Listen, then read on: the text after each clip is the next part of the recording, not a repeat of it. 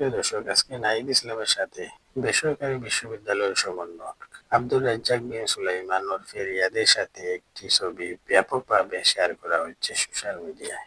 এই রিয়াদ 1 কোটি টাকা চাঁদা আদায় করতে গিয়ে গ্রেফতার হয়েছে।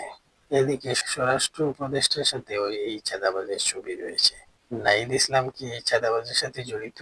নাহিদ ইসলাম এবং স্বরাষ্ট্র উপদেষ্টা দুজনই সেলিব্রিটি, তাদের সাথে যে কারো ছবি থাকতেই পারে।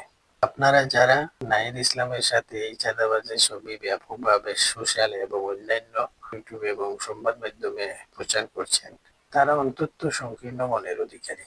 তারা পতিত স্বৈরাচারের দালাল, অথবা বাংলাদেশে একটি পরিচিত দল আছে যে দলটি ব্যাপকভাবে চাঁদাবাজের সাথে জড়িত, তাদের পেট দালাল। নাহিদ ইসলামের চরিত্র হননের জন্যই আপনারা এসব করছেন। দালালি বন্ধ করুন, হলুদ সাংবাদিকতা পরিহার করুন।